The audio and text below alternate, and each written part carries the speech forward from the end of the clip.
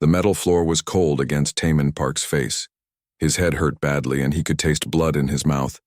Everything was dark except for a small red light blinking in the corner.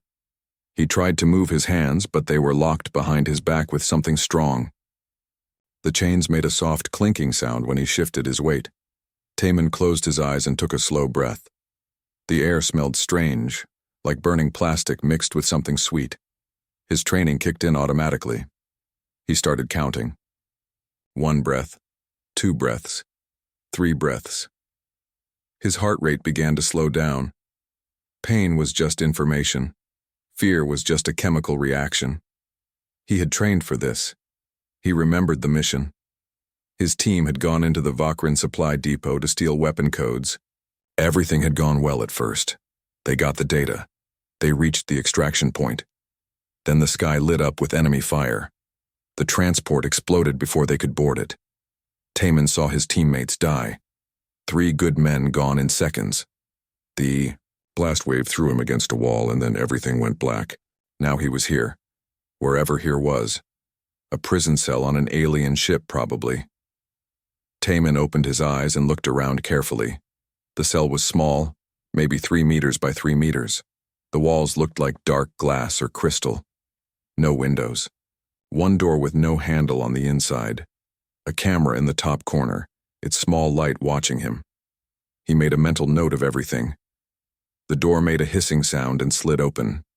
Bright light flooded in, making Taman squint. A figure walked into the cell. It was tall, maybe 2.5 meters, with a body that looked like it was made of dark crystals. Its face had dozens of small eyes arranged in a circle, and sharp mandibles clicked together as it moved. This was a Vakrin. Taman had seen pictures during briefings, but seeing one in person was different. The alien studied him for a long moment. Then it spoke. The words came out as clicking sounds, but a small device on its chest translated them into English. The voice was cold and smooth, like ice sliding on glass. You are Lieutenant Taman Park of the United Earth Defense Force, Navy SEAL, Special Operations. You attacked our facility and stole classified information. The Vakrin moved closer. I am Commander Valkyra. I break prisoners. I have broken 643 beings from 12 different species. You will tell me everything. Taman looked up at the alien interrogator. His ribs hurt. His head was pounding. His wrists were bleeding from the chains. But something inside him, something trained through years of the hardest military preparation on Earth, rose up. He felt his lips move. He smiled.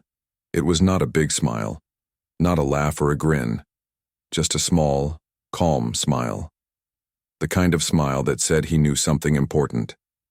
The kind of smile that said he was exactly where he needed to be. Valkyra's mandibles stopped clicking. Her many eyes focused on his face. For a moment, nothing happened.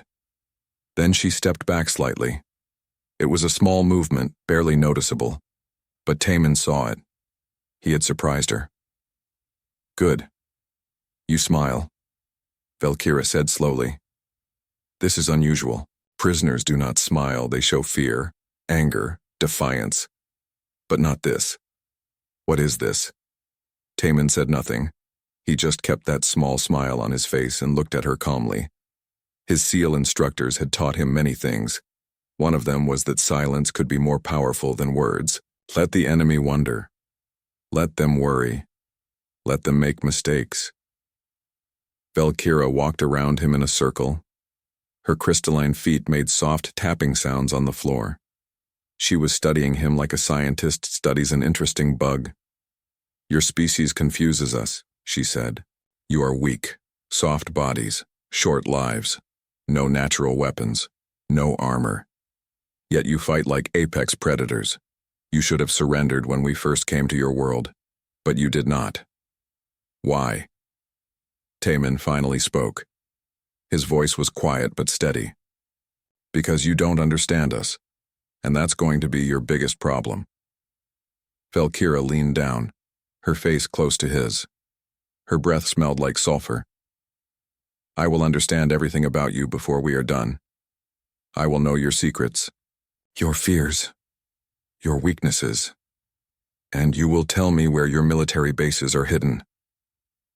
Taemin's smile grew just a little bit wider. You should worry less about what I'll tell you. You should worry more about what I won't need to tell you. The Vakran commander stared at him. She was trying to understand what he meant. Taemin could see the confusion in her alien eyes. That was exactly what he wanted. Keep them guessing. Keep them uncertain. In special operations, the mind was the most powerful weapon. Valkyra straightened up and walked to the door. Before she left, she turned back to look at him. We will speak again tomorrow. Perhaps you will smile less after you experience what I have prepared for you. The door hissed shut. Darkness returned. Taemin was alone again. His smile faded, but only because his face hurt. Inside, he was already planning. He had counted 32 steps from when they dragged him from the crash site to this cell. The guards had changed shifts twice during that time. The door used a biometric lock that recognized Vakran hand patterns. The ventilation system made a humming sound that changed pitch every 47 seconds. Details, information, data. All of it went into his memory. That was what SEALs did. They observed, they adapted, they survived. Hours passed, maybe days. It was hard to tell in the darkness. Taemin slept when he could. He did exercises in his chains to keep his muscles working. He counted everything. Guard patrols, light cycles, the rhythm of the ship's engines vibrating through the walls. Then he heard something. A small scratching sound coming from the wall. He turned his head and listened carefully. There it was again. Something was moving in the ventilation grate. The scratching formed a pattern, 3 short, 3 long, 3 short. SOS in Morse code. Taemin moved closer to the grate. He whispered softly, "Who's there?" A woman's voice came back, barely audible. "I'm Dr. Jiho Kang, human, xenobiologist. I've been here 8 months. You're the SEAL they captured, right?"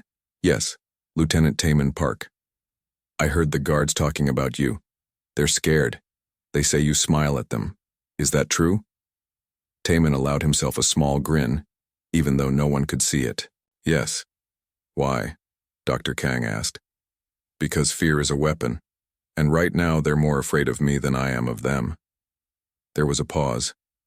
Then Dr. Kang spoke again, her voice more serious. "Lieutenant, I need to tell you something. The Vakran have conquered 73 worlds. They're one of the most powerful empires in the galaxy, but humans scare them, really scare them. I've been studying their reactions, their body language. When they talk about Earth, they show stress behaviors. When they see human soldiers fighting, they don't understand it. We don't fight like other species." "How do other species fight?" Taemin asked. "They fight until it makes sense to surrender. They calculate survival odds. They have self-preservation instincts that override everything else. But humans? We fight even when it's hopeless. We go back for wounded friends. We sacrifice ourselves for strangers. The Vakran have never seen anything like it. It breaks their models of how war should work." Taemin absorbed this information. It matched what he had observed. Valkyra had seemed genuinely confused by his smile. The guards had backed away when he looked at them. They had overwhelming force, but somehow he made them nervous. "Dr. Kang," he whispered. "How many other prisoners are here?" "Just me now. There were others, but they were moved or—" She didn't finish the sentence. She didn't need to. "Then we need to survive. Both of us. Can you get me information about the ship's layout?" "I'll try. But, Lieutenant, keep smiling. It's working. I've heard more fear in the guards' voices in the past day than in my entire 8 months here. Whatever you're doing, it's making waves." The conversation ended. Taemin heard her moving away through the ventilation system. He was alone again, but now he had an ally. And he had confirmation of something he suspected. The Vakran Empire was powerful, but it had a weakness. They didn't understand humans. They didn't understand that sometimes a smile could be more dangerous than a weapon. They didn't understand that a captured soldier could still be fighting, just in a different way. Taman settled back against the wall. His body hurt, but his mind was sharp. He thought about his team, about Earth, about every mission that had brought him to this moment. He had been trained by the best military in human history. He had survived training that would kill most people. He had learned to turn pain into focus, fear into fuel, and impossible situations into opportunities. And right now, sitting in a dark cell on an alien warship, surrounded by enemies, Lieutenant Taman Park smiled again. Because he knew something the Vokran didn't know. He knew that somewhere out there, his brothers and sisters in the SEAL teams were already planning his rescue. He knew that humanity didn't abandon its warriors. And he knew that every second he stayed alive, every piece of information he gathered, every moment of fear he created in his captors was a victory. The war had come to him, but he was ready. He had always been ready. That was what being a Navy SEAL meant. And that smile on his face, that wasn't surrender, that wasn't madness. That was a promise that the Vokran Empire had made a terrible mistake when they decided to capture him. Because now they would learn what it meant to face a human who had nothing left to lose and everything to fight for. The news spread through the Vokran warship like poison in water. Guards whispered to each other during shift changes. Engineers talked quietly in the engine rooms. Even the officers discussed it in hushed voices. The human prisoner smiled. Nobody understood why, and that made everyone nervous. Young Sekthar, a junior translator assigned to the command deck, heard the rumors first. He had joined the Vokran military because he wanted to serve his empire. He believed in their mission to bring order to the chaotic galaxy. But now, listening to battle-hardened soldiers express fear about one captured human, he felt confused. Sekthar decided to investigate. He accessed the ship's historical database and searched for information about Earth. What he found kept him awake for 2 nights straight. Humans had been fighting each other for 10,000 years. They had wars that killed millions. They created weapons designed to destroy entire cities. They fought in frozen wastelands, burning deserts, and deep jungles. They never stopped. Even when peace came, they trained for the next war. One video file caught his attention. It showed human soldiers called Marines running through obstacle courses that looked like torture devices. They crawled through mud under live ammunition. They fought each other in brutal hand-to-hand combat. They carried injured teammates for kilometers without stopping. The instructors screamed at them constantly. Many collapsed from exhaustion, but they kept going. Always kept going. Sekthar watched another video. This one showed Navy SEALs during something called Hell Week. 5.5 days with almost no sleep. Constant physical torture. Men shivering in freezing water until their lips turned blue. Some quit, many quit. But those who finished looked different afterward. Harder. Like they had discovered something about themselves that most beings never find. The young Vokran began to understand why the prisoner smiled. Lieutenant Taman Park had survived training that was designed to break people. He had been shaped by the hardest military system on Earth. Pain was normal to him. Suffering was expected. Captivity was just another test. And tests were meant to be passed. Sekthar wrote a report for Admiral Throcknar, the fleet commander. He explained what he had learned about human psychology and warfare.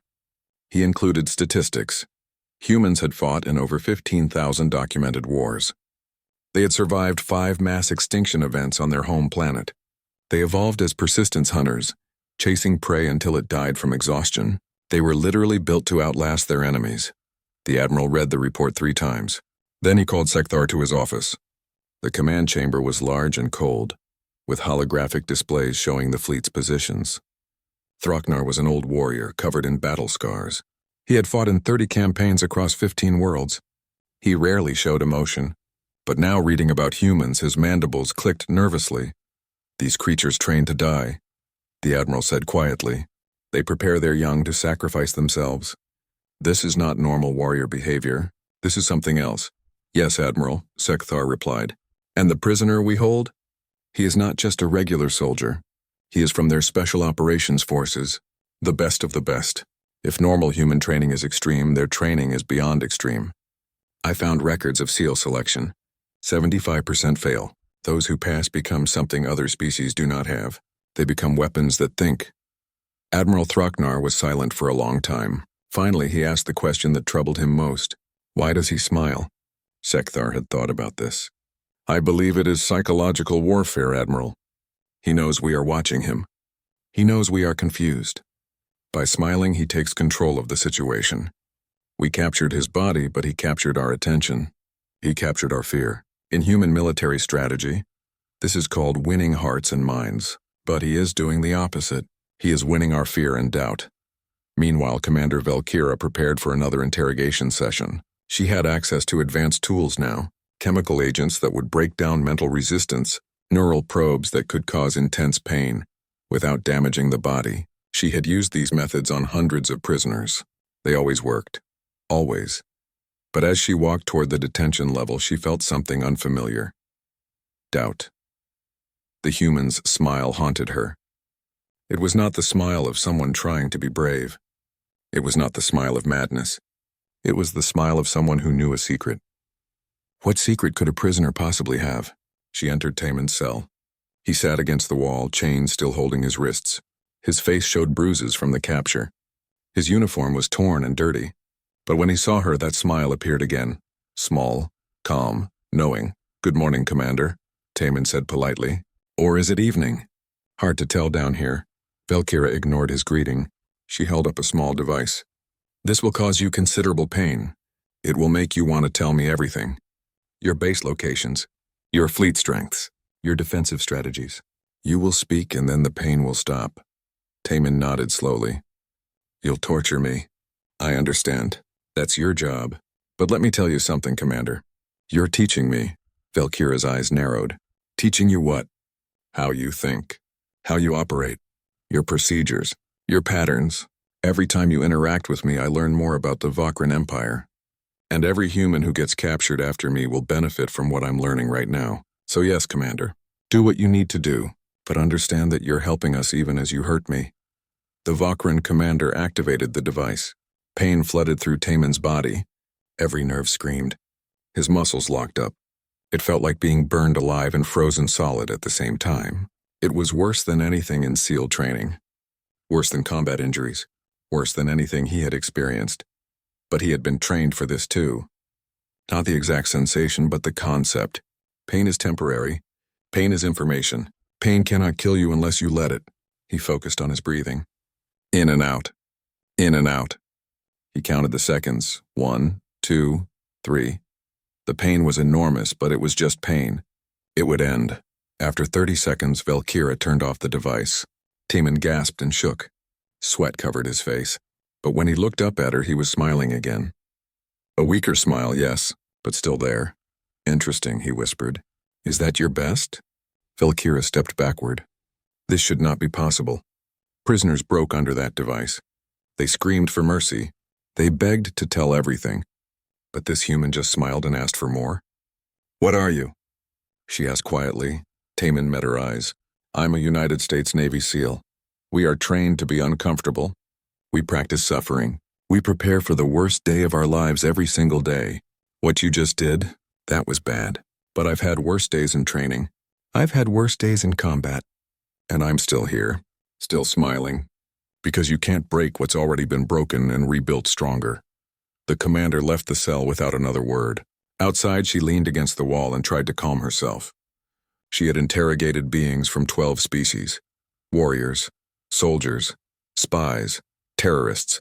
All of them broke eventually. But this human was different. He was not resisting the torture. He was absorbing it, learning from it, using it. That night, Valkyra accessed Earth's historical files. She watched human wars. She saw soldiers fighting in terrible conditions. She saw them dragging wounded comrades through enemy fire. She saw them choosing death over surrender. She saw them laughing in trenches while artillery exploded around them. She saw them smile before going into battle. One video showed a human general giving a speech. He said something that made Valkyra's blood turn cold. We shall fight on the beaches. We shall fight on the landing grounds. We shall fight in the fields and in the streets. We shall fight in the hills. We shall never surrender. The general said this when his nation was losing the war badly, when surrender made logical sense. But they did not surrender. They fought. And eventually they won. Valkyra began to understand something terrible. The Vakran Empire had conquered 73 species because those species were rational. They understood when they were beaten. They calculated odds and surrendered when appropriate. But humans did not think like that. Humans saw impossible odds as a challenge, not a reason to quit. Far away from the warship, on a hidden Earth military station, Captain Hyejin Nam sat in a planning room with her team. They were studying everything they knew about the Vakran ship called Kartesh. They had the location. They had partial floor plans from previous intelligence. They knew Taemin was being held in the detention level. "We can reach him," said Lieutenant Doyeon Choi, Taemin's best friend. "The approach will be difficult and extraction will be harder. But we can do it." Captain Nam studied the holographic display showing the Kartesh. "We'll need at least 12 operators. Full assault gear. A stealth ship for insertion. And we'll need perfect timing. The Vakran will know we're coming the moment we breach their hull." "When do we go?" Doyen asked. 7 days, the captain replied. "We need to position assets and gather more intelligence." "Can Taemin hold out that long?" Doyen smiled. It was the same smile his friend Taemin would wear. "He's a SEAL, he'll hold out. And he'll be ready when we arrive." Back on the Kartesh, Admiral Thraknar received disturbing reports. 3 ships in the sector had requested permission to increase security. Guard shifts were being doubled. Crew members were reporting stress and anxiety, all because of one prisoner. The alarm started at exactly 300 hours ship time. Red lights flashed throughout the Kartesh. Guards ran to their positions. Officers shouted orders. Something had breached the outer hull. Something fast and precise and terrifying. Captain Hyejin Nam moved through the corridor like a shadow. Behind her, 11 other operators followed in perfect formation. They wore black armor designed to absorb sensor scans. Their weapons were loaded with ammunition that could punch through Vakran crystal armor. They had trained for this mission for 7 days straight. Every operator knew their role. Every second was planned. Lieutenant Doyen Choi carried the breaching charges. He was the team's explosives expert, but more importantly, he was Taemin's closest friend. They had gone through SEAL training together. They had fought in 6 combat zones together. Doyen had a saying, "Brothers don't leave brothers behind." Today he would prove it. Ensign Minso Lee worked her magic with the ship's computer systems. She had hacked into Vakran communications and was feeding false reports to their security. Guard patrols were being sent to the wrong sections. Blast doors were opening and closing at random. The Kartesh was eating itself from the inside while the human team moved toward their target. Inside his cell, Taemin heard the alarm and smiled. He had been counting days. 7 days since he sensed the slight change in the ship's routine. 7 days since he noticed guards becoming more nervous. They were coming. His team was coming. He stood up and moved to the door, ready. The human team reached the detention level after eliminating 6 guard posts. Each engagement lasted less than 10 seconds. The Vakran guards were well trained, but they had never faced Navy SEALs in close quarters combat. It was like watching professionals play against amateurs. The humans moved as one unit, covering angles, communicating with hand signals, striking before the enemy could react. Commander Nal Keth, the Vakran security chief, realized what was happening. These were not random attackers. This was a rescue operation, and it was being executed with frightening efficiency. He activated the emergency protocols and called for reinforcements. Then he grabbed his weapon and headed toward the detention level himself. He would not let the humans take their prisoner. Doyen placed the charges on Taemin's cell door. The explosion was controlled and precise. The door blew inward with a sharp bang. Smoke filled the corridor. When it cleared, Taemin stood there, chains still on his wrists, bruised and battered, but smiling that same smile. "Took you long enough," Taemin said. Doyen laughed and cut the chains with a laser tool. "We had to stop for coffee. You know how it is." Captain Nam handed Taemin a weapon and a communication device. "Can you fight?" Taemin checked the weapon and nodded. "Always." "Good, we have another target, Dr. Jiho Kang. She's 3 cells down. Then we extract." They found Dr. Kang in worse condition than Taemin. 8 months of captivity had taken a heavy toll. She was thin and weak with signs of neural damage from interrogation devices. But when she saw the human team, tears filled her eyes. She tried to stand, but her legs would not support her weight. Taemin knelt beside her. "Dr. Kang, we're going home." "My research," she whispered. 8 months of data. It's in the medical lab. We need it. Captain Nam made a quick decision. "Taemin, take 2 operators and get that data. We'll secure the extraction point. You have 5 minutes. Taemin took Do-yoon and another operator named Corporal Junho Park. They moved fast through the corridors, following the map Minseo had provided. The medical lab was on the same level, just 200 meters away. But those 200 meters were about to become a battlefield. Commander Nalketh intercepted them in a wide corridor. He had 20 guards with him, all armed and ready. The Vulcan security chief was smart. He had predicted they would split up. He had prepared a trap. Humans, Nalketh said through his translator. You are brave, but you are also foolish. Surrender and you will be treated well. Taemin looked at the 20 armed guards, then at Do-yoon and Junho. The odds were bad, really bad, but he had faced bad odds before. That was what SEALs did. They smiled and fought anyway. We have a better idea, Taemin said. You surrender and we won't hurt you too badly. What happened next became legendary among both human and Vakran forces. 3 Navy SEALs against 20 trained alien warriors. The fight lasted 90 seconds. The humans used every trick they knew. They used cover. They moved constantly. They threw grenades that created smoke and confusion. They attacked from unexpected angles. Unyo took a hit that cracked his armor but kept fighting. Do-yoon used his last breaching charge to collapse part of the ceiling, trapping half the Vakran guards. Taemin fought like a man possessed. 7 days of captivity and torture had not slowed him down. If anything, it had focused his anger into something sharp and deadly. He moved through the Vakran guards like water through rocks, always flowing, never stopping. Every shot hit its target. Every movement had purpose. Commander Nalketh fought well. He was a veteran warrior who adapted quickly. But humans fought differently than any species he had encountered. They did not follow predictable patterns. They took risks that seemed suicidal but somehow worked. He wounded Taemin with a plasma shot to the shoulder, but the human just switched his weapon to the other hand and kept fighting. When the smoke cleared, 12 Vakran guards were down. The others had retreated. Commander Nalketh lay wounded but alive. Taemin stood over him, breathing hard, blood running down his arm. But he was still smiling. Tell your empire, Taemin said quietly. Tell them what you saw here today. Tell them what 3 humans did to 20 of your best warriors. And tell them we have millions more just like us. They reached the medical lab and downloaded Dr. Kang's research data. 8 months of observations about Vakran biology, psychology, weaknesses. It was intelligence gold. Do-yoon grabbed the data drives and they ran toward the extraction point.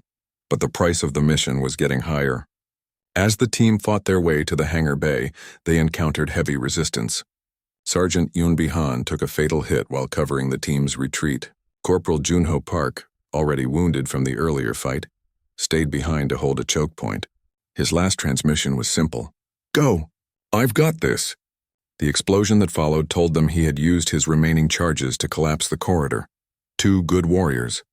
2 friends. 2 heroes who gave their lives so the rest could escape. Taemin felt the weight of their sacrifice like a physical force.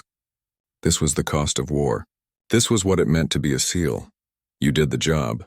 You completed the mission, and you honored those who fell by surviving and fighting another day. They reached the hangar bay where their stealth ship, the Winter's Fury, waited. The pilot had kept the engines hot and ready. Captain Nam carried Dr. Kang aboard while the operators provided covering fire. Taemin was the last to board, still watching the corridor, still ready to fight. As the Winter's Fury pulled away from the Kartesh, Minseo activated the final part of their plan. The virus she had planted in the ship's computer system triggered. Suddenly, every Vakran vessel in the sector received a data burst. It contained footage of the rescue operation. It contained Dr. Kang's research about human evolution and warfare capability. It contained a simple message. This is what happens when you capture one of us. But there was one more surprise. As they were leaving, the team had encountered Commander Valkyra. Taemin made a split-second decision. Instead of eliminating her, he ordered her taken alive. She was bound and brought aboard the Winter's Fury, terrified and confused. Do-yoon questioned this decision. Why take her? She tortured you. Taemin looked at the Vokran interrogator through the holding cell window. Because she knows us now. She understands what we are. And she's going to tell her entire species exactly why they should be afraid. Fear is a weapon, remember? We're going to use it. As the Winter's Fury jumped into faster-than-light travel, heading home to Earth, the crew was silent. They had completed the mission. They had rescued their brother and saved a valuable scientist. But they had also lost 2 teammates. The celebration would come later. Right now, there was only the quiet acknowledgement of what had been done and what it had cost. Taman sat in the medical bay while a doctor treated his wounds. The shoulder injury was bad but not critical.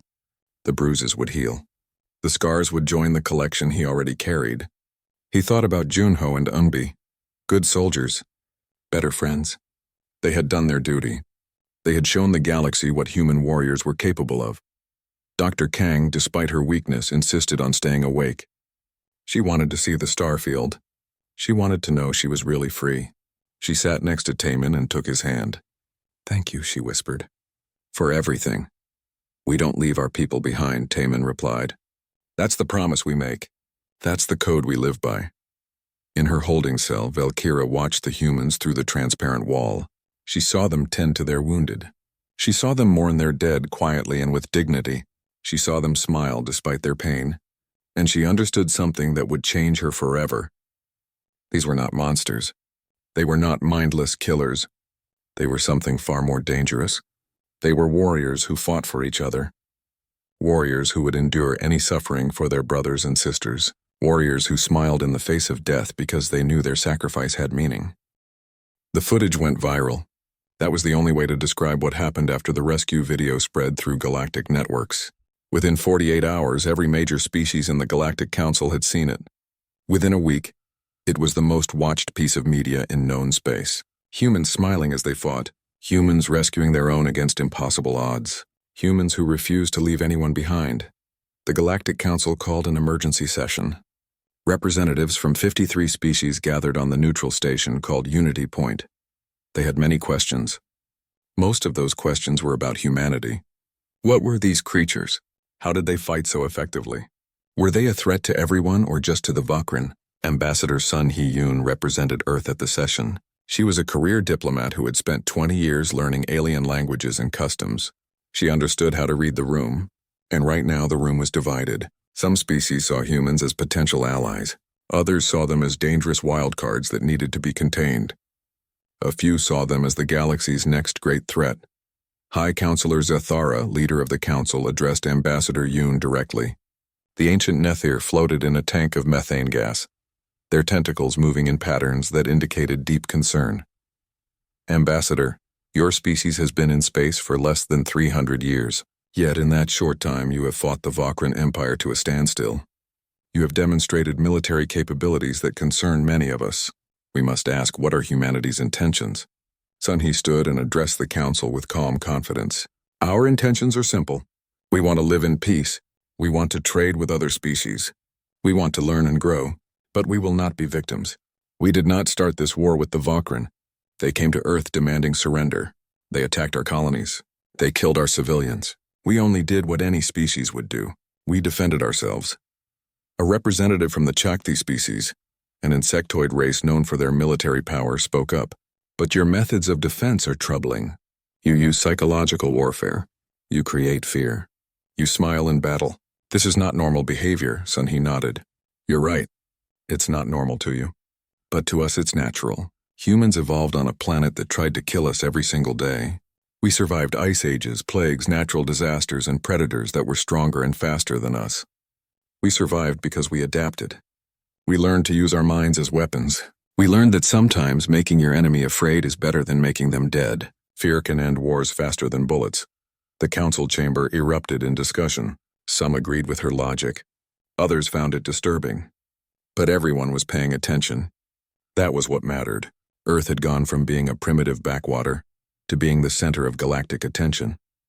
All because of one captured seal and his smile. Meanwhile, back on Earth, Taman Park underwent medical treatment and debriefing. The physical wounds healed quickly. The psychological evaluation was more complicated. The doctors expected trauma. They expected nightmares and stress. What they found was something different. Taman was not broken by his experience. He was focused, determined, ready to get back to work. "Lieutenant Park," the psychologist said during one session, "you were tortured, held prisoner, isolated. Most people would show signs of trauma, but you seem fine. Better than fine, actually. Can you explain that?" Taman thought about the question carefully. "I'm not fine. I have nightmares sometimes, I think about my teammates who died. I think about Junho and Yunbi. But I also know that what I went through had meaning. I gathered intelligence. I showed the enemy that they can't break us. I came home. So yes, it was hard, but it was worth it. And that makes all the difference. Earth Command had plans for Taman. They wanted him to train the next generation of special operators. They wanted him to share what he learned about Valkyrian tactics and psychology. But more than that, they wanted to use his story. His smile had become a symbol. Recruitment posters appeared across Earth and its colonies. The image was simple, Taman's face wearing that small, knowing smile. The caption read, "We smile because we know something you don't." Dr. Jiho Kang recovered slowly from her 8 months of captivity. The neural damage would take time to heal, but her mind was sharp as ever. She spent her days writing reports about everything she had learned. Valkyrian biology, their psychology, their weaknesses. Her research became required reading for every military officer in the Earth Defense Force. One of her most important discoveries was about Valkyrian reproduction. They had few children, and those children took decades to mature. This meant the Valkyrian could not afford high casualties. Every soldier lost was a massive investment gone. Humans, on the other hand, had 7 billion people and counting. Earth could replace losses. The Valkyrian could not. It was a simple fact that changed the entire strategic picture. Captain Wu Bin-shin was assigned to interrogate Commander Valkyra, but he did not call it interrogation. He called it conversation. He treated the Valkyrian prisoner with respect. He made sure she had good food and medical care. He asked her questions, but he also answered hers. Slowly, over weeks, Valkyra began to open up. "Why do you treat me well?" she asked one day. "I tortured your Lieutenant Park. I would have broken him if I could. I am your enemy." Wu Bin smiled gently. "You're a prisoner of war, not a monster. You were doing your job just like we do ours. And now you're in our custody. We have rules about how to treat prisoners. Those rules exist even when it's difficult to follow them. That's what separates us from chaos." Valkyra was silent for a long time. Then she said something that surprised him. "I want to help end this war. I have seen what your species can do. I have felt your lieutenant's strength. I have watched your soldiers fight for each other. The Valkyrian Empire cannot win. We will only lose more warriors, more ships, more worlds. Please let me help stop this." The information Valkyra provided was invaluable. She revealed the locations of major Valkyrian bases. She explained their command structure. She described the growing peace movement within the Empire. Many Valkyrian, especially the younger generation, did not want this war. They saw it as wasteful and unnecessary. They wanted to trade with other species, not conquer them. Across Valkyrian space, the Empire was fracturing. Elder Kruthox led a political movement calling for immediate peace negotiations. Thousands of Valkyrian citizens attended his rallies. They had seen the video of the human rescue. They had read casualty reports. They understood that fighting humanity was like fighting a force of nature. You might win some battles, but eventually, the storm would overwhelm you. A young Valkyrian soldier named Rekvan became the unlikely voice of this movement. He had been aboard the Kartesh during the human raid. He had seen 3 Navy SEALs fight 20 Valkyrian guards and win. The experience traumatized him so badly that he requested discharge from military service. Instead of returning to civilian life quietly, he wrote a memoir about his experiences. The book was called The Smile That Changed Everything. It became a bestseller across the galaxy. Rekvan described in detail what it felt like to face human warriors. The speed, the precision, the absolute refusal to quit. But most of all, he wrote about the psychological impact. The way humans looked at you like they knew they were going to win. The way they smiled even when wounded. The way they carried their dead with such reverence and dignity. The book's conclusion was simple and devastating. We started this war thinking humans were primitive and weak. We learned too late that they are neither. They are survivors. They are warriors, and they will never, ever surrender. The only question is how many Valkyrian must die before we accept this truth. 6 months after the rescue, the Valkyrian High Council finally agreed to peace talks. They tried to save face by saying it was a strategic withdrawal to focus on other regions. Everyone knew the truth. They were retreating because they could not win. The peace conference was held on Unity Point, with representatives from the Galactic Council acting as mediators. The negotiations took 3 months. There were arguments and setbacks. Hardliners on both sides wanted to continue fighting. But slowly, carefully, a treaty was drafted. The Vokran would withdraw from all human colonies. They would pay reparations. They would exchange prisoners. And most importantly, they would recognize Earth as a sovereign power with full rights in the Galactic Council. When the treaty was finally signed, Ambassador Yoon shook hands with Elder Krithox, who now led the Vokran government. It was a symbolic gesture but a powerful one. The photograph of that handshake appeared on news networks across 53 worlds. The war was over. Humanity had survived its first major test on the galactic stage, but the impact of the war went far beyond the treaty terms. Other species began approaching Earth with trade agreements and alliance proposals. The crystalline Corveth wanted to learn human military tactics.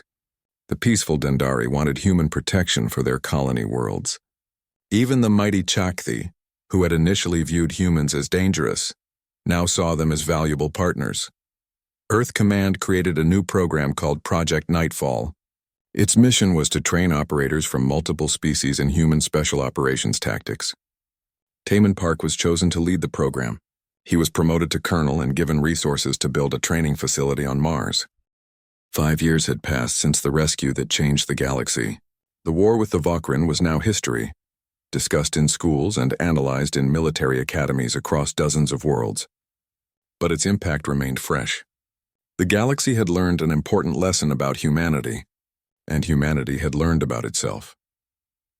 Colonel Taman Park stood at the window of his office on Mars, looking out at the red desert where his training facility sprawled across several square kilometers. Project Nightfall had grown beyond his wildest expectations.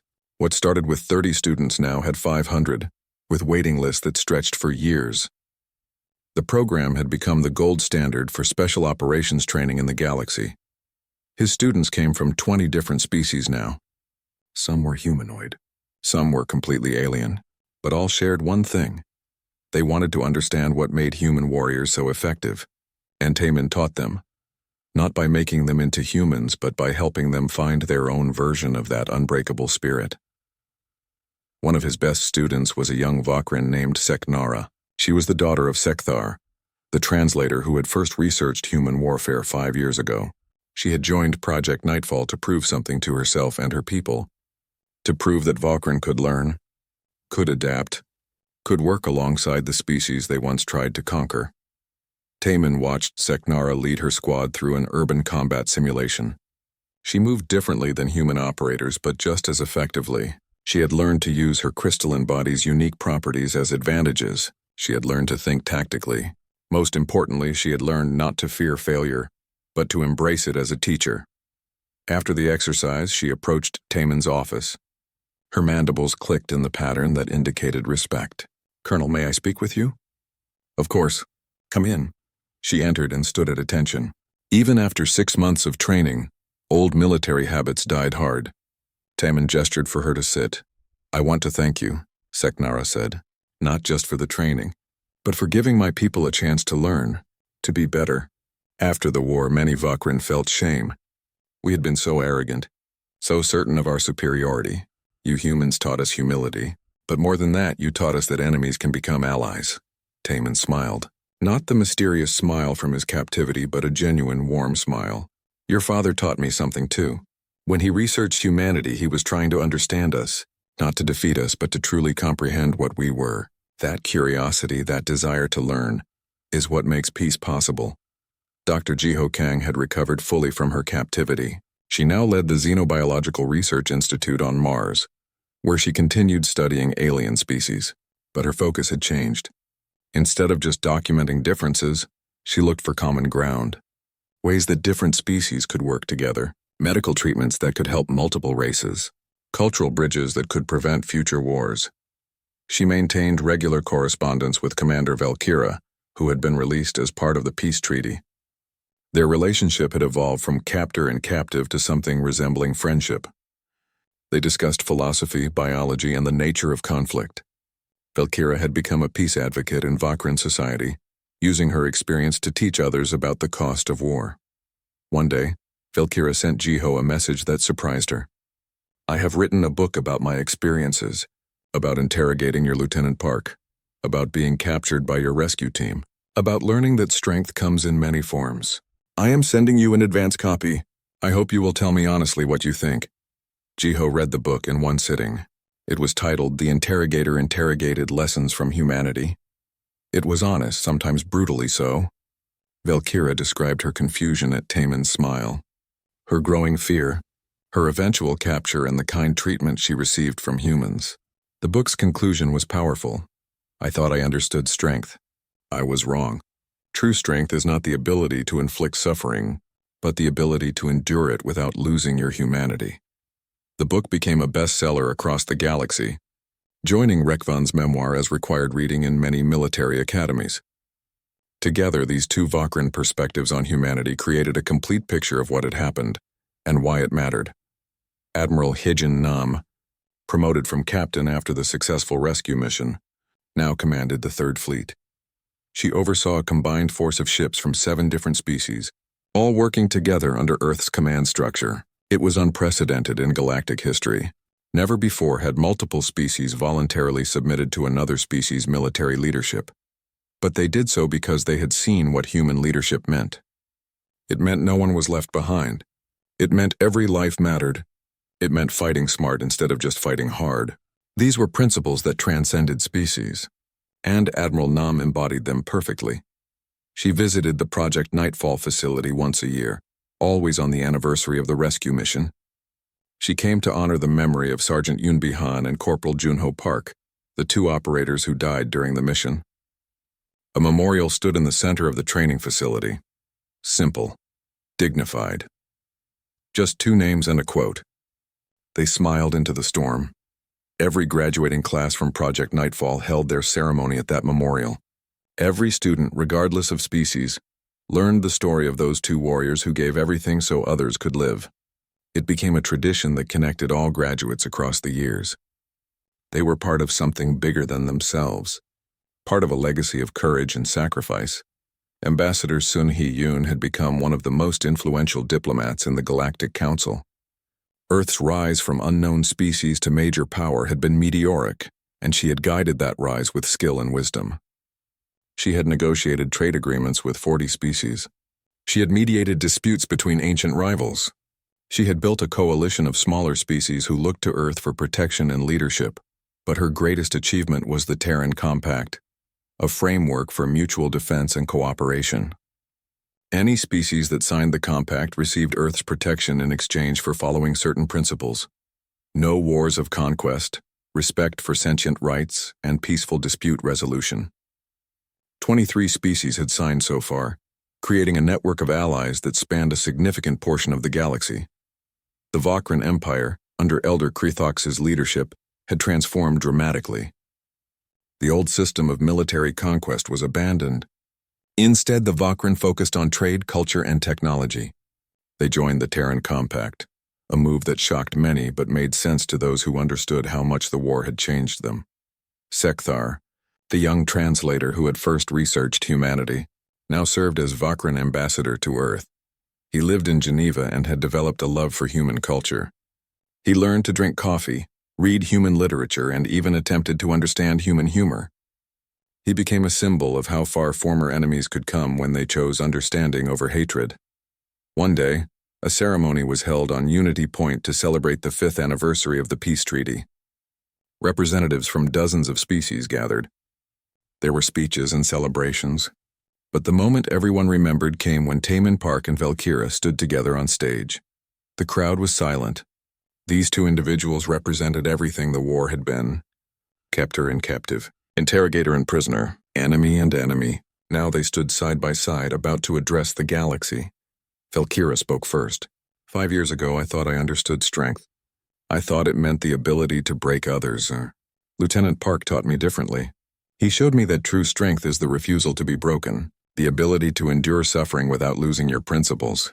I tortured him. I tried to destroy his will. I failed completely.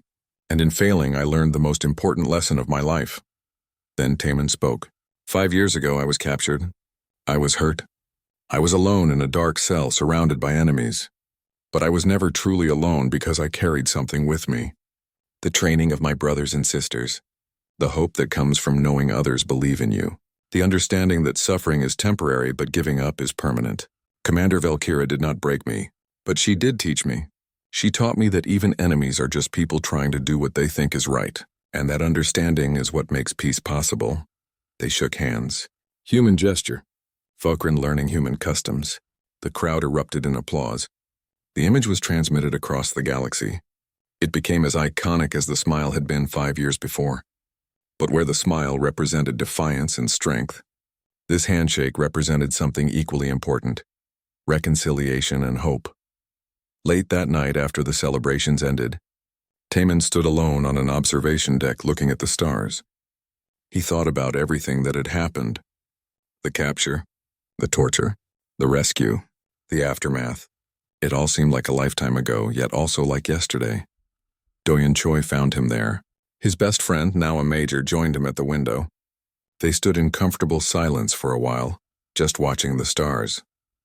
"Do you still think about it?" Doyen asked quietly. "The cell. The interrogation," Taman nodded. "Every day, but not in the way you might think. I don't relive the pain. I remember the purpose. I remember why I smiled. Because I knew even in that dark cell that I represented something bigger than myself. I represented every human who ever refused to surrender,